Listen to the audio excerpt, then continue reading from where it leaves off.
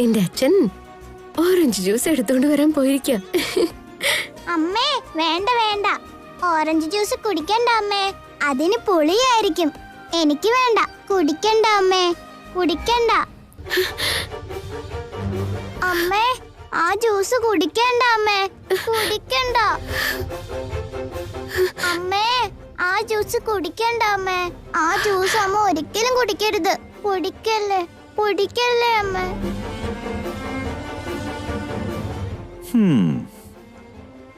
എന്താ ജ്യൂസ് കുടിച്ചോളാന്ന് പറഞ്ഞോ? കുടിക്ക്. വേണ്ട ദേവേട്ടാ, കുടിക്ക്. എനിക്ക് ഇത് കുടിക്കണ്ട വൈദേഹി. വേണ്ട ദേവേട്ടാ, വേണ്ട വേണ്ട ദേവേട്ടാ, വേണ്ട. കുഞ്ഞുവാവയും വേണ്ടെന്ന് തന്നെയാ പറഞ്ഞ്.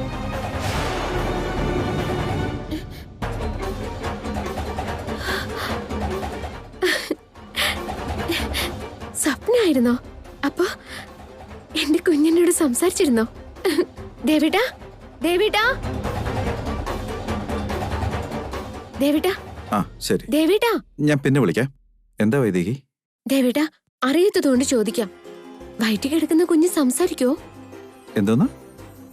വയറ്റി കിടക്കുന്ന കുഞ്ഞു വാവ സംസാരിക്കോന്ന്. അല്ല, നിനക്കെന്താ പെട്ടെന്ന് ഇങ്ങനെ ഒരു സംശയം? ചോദിച്ചതിന് ഉത്തരം പറ ദേവേട്ടാ. സംസാരിക്കോ? ഏതെങ്കിലും കുഞ്ഞ് അങ്ങനെ സംസാരിച്ചിട്ടുണ്ടോ?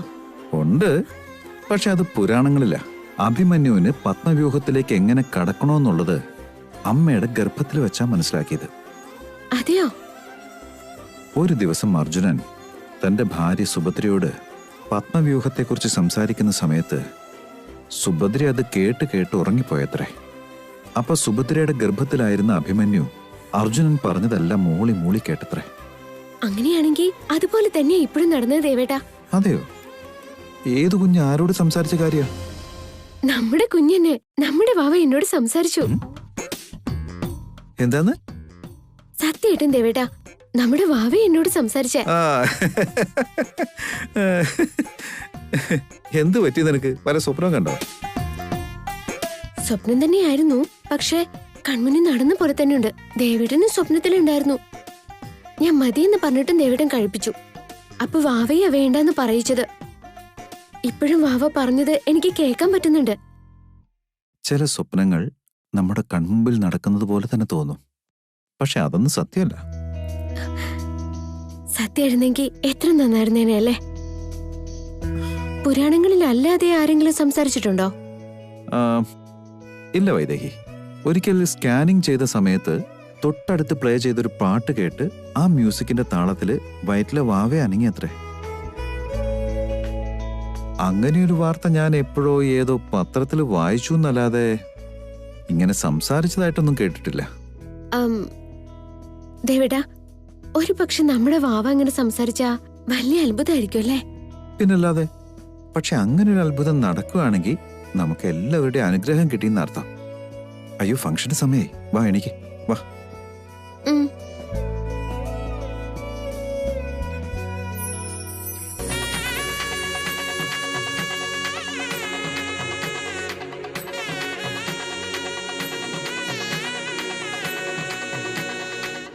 നിന്നെ തലക്കേറ്റി വെച്ചിരിക്കുന്നത് പോരാഞ്ഞിട്ട് നിന്റെ ഗർഭത്തിൽ കിടക്കുന്ന കുഞ്ഞിനെയും തലക്കേറ്റി വെച്ചിരിക്കല്ലേ എല്ലാരും.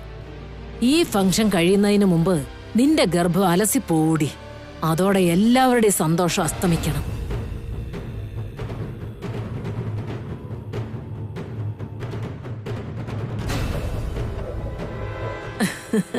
എന്റെ കണ്ണീർ തന്നെ കിട്ടും തോന്നല്ലോ.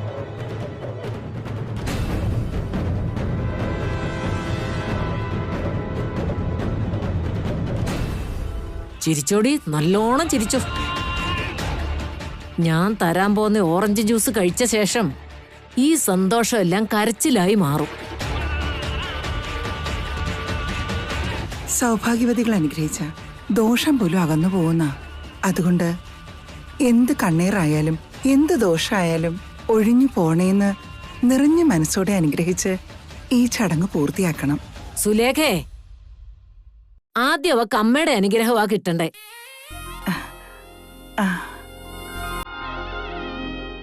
സൂക്ഷിച്ച്.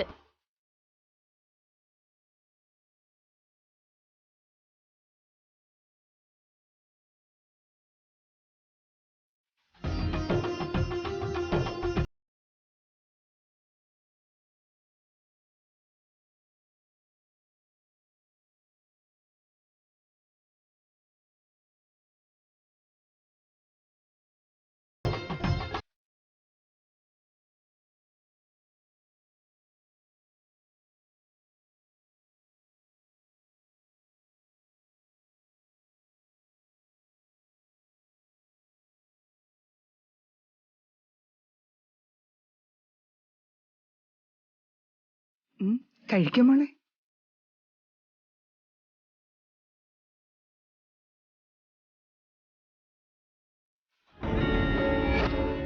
എത്ര സൗഭാഗ്യവതികൾ അനുഗ്രഹിച്ചാലും ഞാൻ തരുന്ന ഓറഞ്ച് ജ്യൂസ് കുടിച്ച ശേഷം എല്ലാ അനുഗ്രഹവും ശാപമായി മാറും.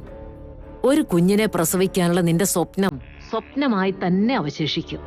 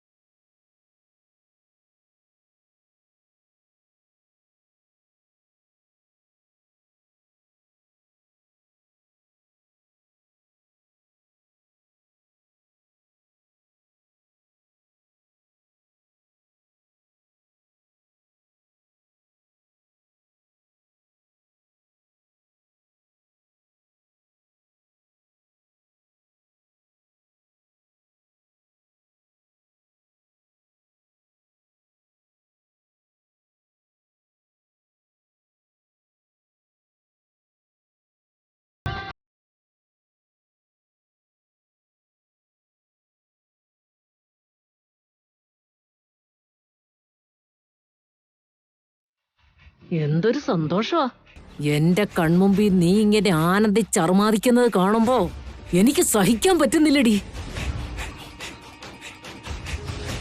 ഇനി ആരെങ്കിലും കുട്ടിയെ അനുഗ്രഹിക്കാനുണ്ടോ? എല്ലാരും കഴിഞ്ഞു കേട്ടോ. ആ, ഒരാള് കൂടിയുണ്ട്. ആരാ മോളെ? അച്ഛമ്മ. ഞാനോ? അതെ അച്ഛമ്മേ, അനുഗ്രഹിക്കണം. അച്ഛമ്മയുടെ അനുഗ്രഹം കൂടി ഉണ്ടെങ്കിലേ എന്റെ കുഞ്ഞിന് രക്ഷയാവും. അതെ അമ്മേ, അവള് ചോദിക്കുന്ന കേട്ടില്ലേ, അമ്മ അവളെ അനുഗ്രഹിക്കുക. ഞാൻ എന്തിനാടാ മോനെ? ഈ അനാഥപ്പുഴുവിനെ ഞാൻ എന്തെന്ന് അനുഗ്രഹിക്കാനാ? ഒരു ഭാഗത്ത് കുഞ്ഞിനെ അലസിപ്പിക്കാൻ പ്ലാൻ ചെയ്തിട്ട് കുഞ്ഞിനെ രക്ഷിക്കാൻ അനുഗ്രഹിക്കണം അത്രേ. എന്നിട്ട് വേണം ഇവള് പ്രസവിക്കുമ്പോ ഇവളെയും പരിചരിച്ച് കുഞ്ഞിനെയും കുളിപ്പിച്ച് തീട്ടവും കോരി പരിചരിക്കാൻ. അമ്മേ, ഇപ്പൊ വൈദേഹിയുടെ കാര്യത്തില് കൂടുതൽ ശ്രദ്ധ മുത്തശ്ശിക്ക് തന്നെയല്ലേ? നല്ല മനസ്സോടെ അനുഗ്രഹിക്കുന്നതിനേക്കാൾ വലുതായിട്ട് എന്താ ഉള്ളേ? മുത്തശ്ശി അനുഗ്രഹിക്കണം. എന്റെ അനുഗ്രഹം എപ്പോഴും എന്റെ കൊച്ചുമോക്കുണ്ടാവൂടാ. എടാ രാമ, നീ അങ്ങോട്ട് ചെല്ലേ. എന്താ നോക്കി നിൽക്കുന്നേ? മക്കളും കുടുംബമായി സൗഭാഗ്യവതിയായി 100 വർഷം ജീവിക്കണം.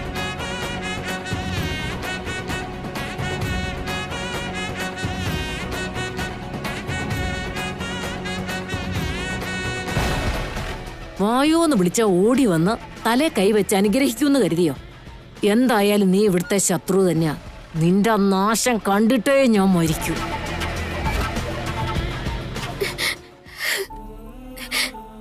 അനാഥയായ എന്നെ എടുത്തുകൊണ്ട് വന്ന് വളർത്തി വലുതാക്കിയത് അച്ഛനാ.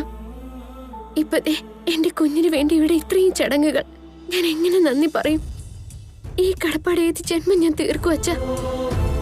ഇങ്ങനൊരു അച്ഛനെ കിട്ടിയത് എന്റെ ഭാഗ്യം. എടി കള്ളി, ഇങ്ങനെ കപടനാടകം കളിച്ചല്ലേ എന്റെ ശ്രേയമോളെ ഈ വീട്ടിൽ നിന്ന് നീ പുറത്താക്കിയത്. ഇനിയൊരു ജന്മം ഉണ്ടെങ്കിൽ എനിക്ക് ഈ അച്ഛന്റെ അമ്മയുടെ മോളായിട്ട് ജനിച്ചാ മതി. നീ ഞങ്ങൾക്ക് ജനിച്ച മകളെക്കാൾ വലുതാ മോളെ. വാ, ഇരിക്കൂടെ. മോനെ, ഞങ്ങളെല്ലാരെയും കാൾ നീ അവളെ അനുഗ്രഹിക്കേണ്ടത്. മോനും അങ്ങോട്ട് ചെല്ലേ. മോനെ ദേവാ, സുലേഖ പറഞ്ഞത് ശരിയാ. ഓക്കെ.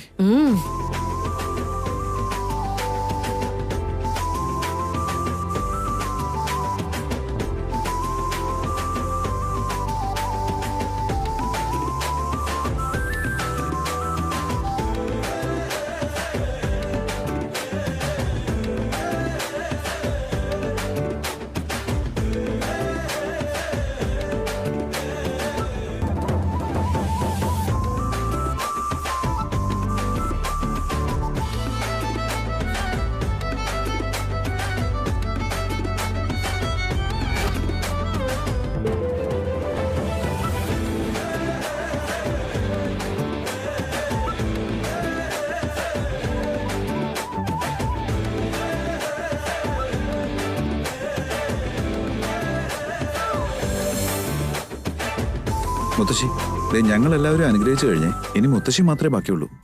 വേഗം നാട്ടെ. അതിനെന്താ, ആയിക്കോട്ടെ.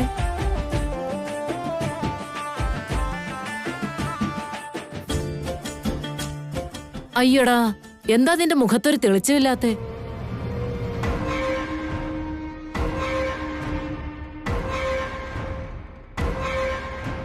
മോളെ, നീ എന്താ സുലേഖയെ നോക്കി നിക്കുന്നേ?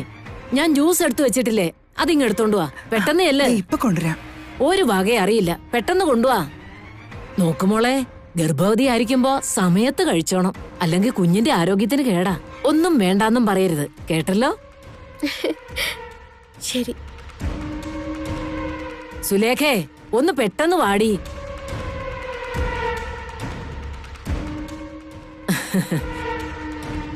ഇതാ മോനെ, സ്നേഹത്തോടെ നീ തന്നെ നിന്റെ ഭാര്യയ്ക്ക് കൊടുക്ക്. ഇത് കുടിച്ചോ. കുടിക്കടി, കുടി.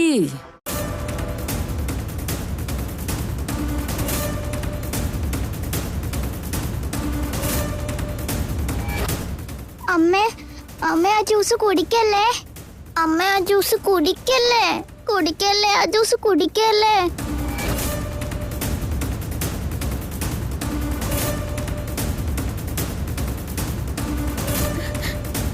ഇത് കുടിക്കു വേദികി. വേണ്ട ദേവേട്ടാ.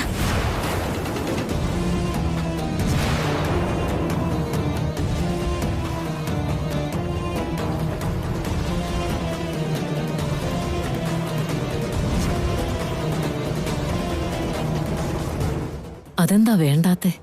അതില് ഗുളിക ചേർത്തെന്ന് അവളെങ്ങാനും അറിഞ്ഞോ? അതിനൊരു വഴിയില്ലല്ലോ. എന്തു പറ്റി വേദികി? അതെന്താ മോളെ, നിന്റെ ദേവേട്ടനല്ലേ തരുന്നത്? എന്റെ മോളത് വാങ്ങിച്ചു കുടിക്കേ. ദേവേട്ടന് എന്ത് തന്നാലും ഞാൻ കഴിക്കാൻ തയ്യാറാണ്. പക്ഷെ ഈ ജ്യൂസ് മാത്രം എനിക്ക് വേണ്ട. ഇത് കുടിച്ചാ എന്റെ കുഞ്ഞ്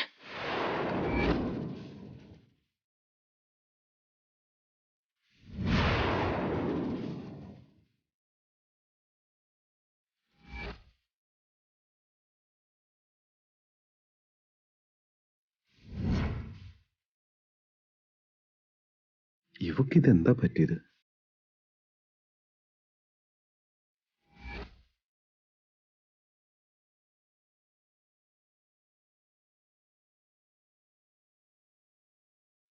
ഇത് കുടിച്ചാ നിന്റെ കുഞ്ഞിന് എന്താവാനാ? ഞങ്ങളുടെ എല്ലാവരുടെയും അനുഗ്രഹം ഇല്ലേ.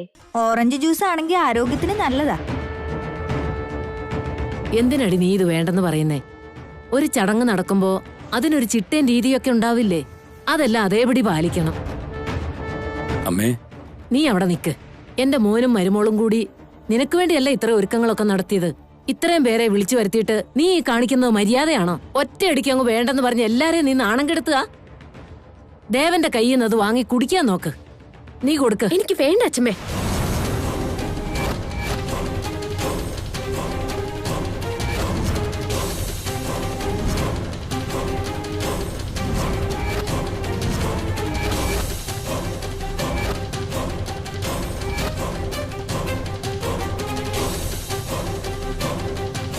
ഇഷ്ടമില്ലാത്തതായിരുന്നെങ്കിലും ഞാൻ കുടിച്ചേനെ. പക്ഷെ ഇതെന്റെ കുഞ്ഞിന് ഇഷ്ടമല്ല.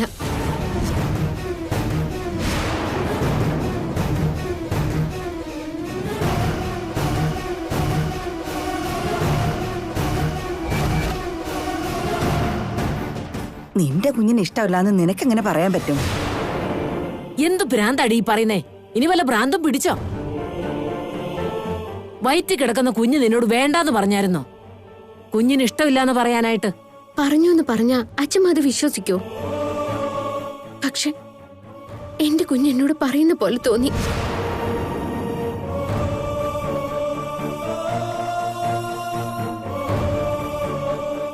വൈദേഹി, അത് നീ കണ്ട വെറും സ്വപ്നല്ലേ? ചില ബന്ധങ്ങൾ അങ്ങനെയൊക്കെ തന്നെയാണ് ദേവേട്ട. സ്വപ്നമായാലും സത്യമായാലും അതിന് വലിയ വ്യത്യാസമൊന്നും ഉണ്ടാവില്ല. എന്റെ കുഞ്ഞ് വേണ്ടെന്ന് പറഞ്ഞെങ്കിൽ വേണ്ട, അത്ര തന്നെ. ആ അത് ശരി, സ്വപ്നം കണ്ടോ? ഒരു സ്വപ്നത്തിന്റെ പേരിലാണോ നീ ഇത്രയും പ്രശ്നങ്ങൾ ഉണ്ടാക്കിയേ? അയ്യോ, അച്ഛമ്മയ്ക്ക് പറഞ്ഞ മനസ്സിലാവില്ല. അത് സ്വപ്നം തന്നെ ആയിക്കോട്ടെ. എന്നാലും എന്റെ കുഞ്ഞ് ആദ്യമായിട്ട് എന്നോട് പറഞ്ഞ കാര്യ, അത് കണ്ടില്ലെന്ന് വെക്കാൻ പറ്റില്ല.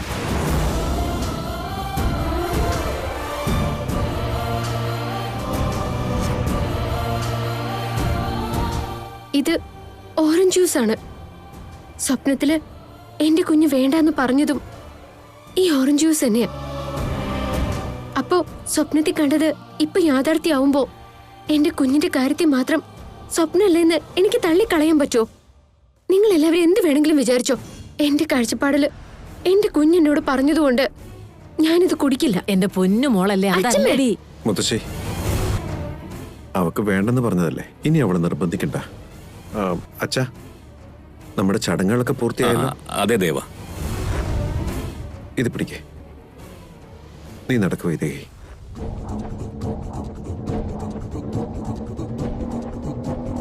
എന്നാ ഞങ്ങൾ അങ്ങോട്ട് ഇറങ്ങട്ടെ. ആയിക്കോട്ടെ, പോയിട്ട് വരാം. ശരി, ഇറങ്ങട്ടെ. ശരി, ഞങ്ങൾ ഇറങ്ങാം കേട്ടോ. ആയിക്കോട്ടെ.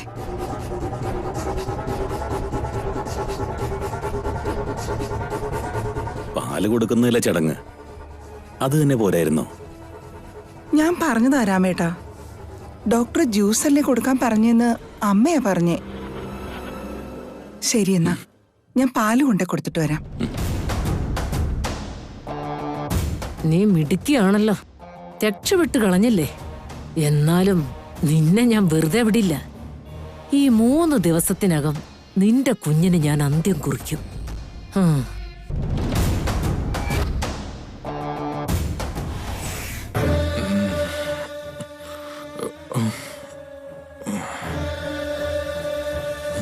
അയ്യോ, അവര് വീണ്ടും വന്നോ?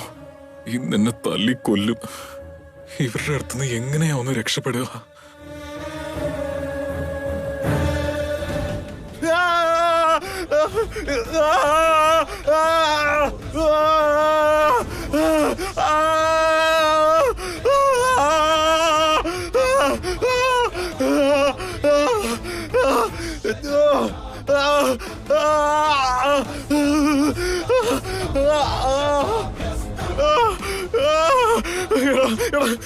വേണ്ട, പ്ലീസ്. ഞാൻ നിങ്ങളെ കാല് പിടിക്കാൻ ഒന്ന് വിട്ടേക്ക്.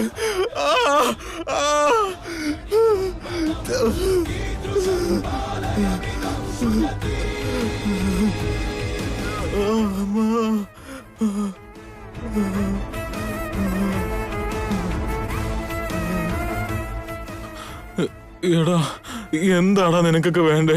ഏയ്, മര്യാദയ്ക്ക് ആഭരണങ്ങൾ എവിടെ ഉണ്ടെന്ന് പറഞ്ഞോ, അല്ലെങ്കിൽ ഈ തവണ ആ കനലുകൾ മുഴുവൻ നിന്റെ തലയിലെടുത്ത് വെക്കേണ്ടി വരും.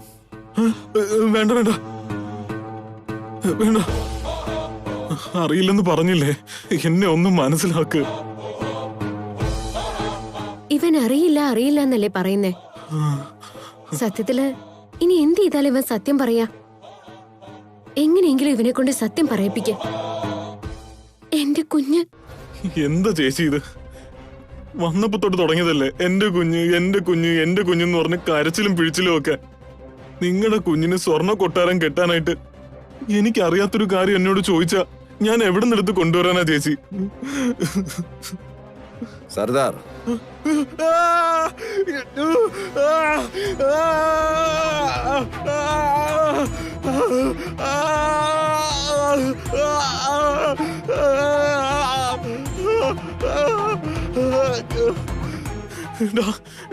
എന്താടാ ഇത്? ആ ആഭരണങ്ങൾക്ക് വേണ്ടി നിന്റെ കുടുംബത്തിലുള്ളവര് അഗ്നിയിൽ ചവിട്ടി പൂജ ചെയ്തൊക്കെ ഞങ്ങൾക്കറിയാം. ആ സംജന, ഇനി നിന്നെ കൊണ്ട് സത്യം പറയിപ്പിക്കണമെങ്കിൽ അതേ അഗ്നികുണ്ഡം തന്നെ വേണ്ടി വരുമോ? പോലോ. എനിക്കറിയില്ല അറിയില്ല അറിയില്ല. നിങ്ങൾ എന്ത് ചെയ്താലും എനിക്കൊന്നും അറിയില്ല.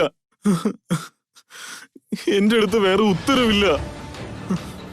അറിയാത്ത കാര്യം അറിയില്ലെന്നല്ലേ പറയാൻ പറ്റൂ? നിങ്ങളൊക്കെ ആരാ? പോലീസുകാരാണോ? ആ ദേവൻ അയച്ച ആൾക്കാരായിരിക്കും. എന്ത് ചെയ്തിട്ട് അവനൊന്നും പറയുന്നില്ല, അവനൊന്നും അറിയില്ലെന്ന് പോയ ദേവനോട് പറ. പോ ഇവിടുന്ന്. സർദാർ, എനിക്കറിയില്ല.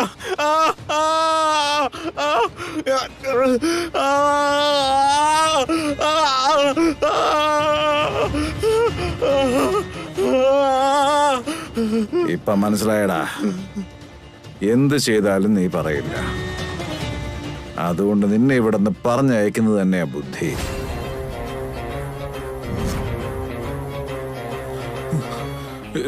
എന്റെ അമ്മേ, ഞാൻ കാല് പിടിക്കാം, എന്നെ ഒന്ന് വിട്ടേക്ക്. പറഞ്ഞയക്കൂന്ന് പറഞ്ഞത് നിന്നെ വെറുതെ വിടൂന്നല്ല, ഈ ലോകത്തിന്ന് തന്നെ നിന്നെ പറഞ്ഞു വിടാന്നാ.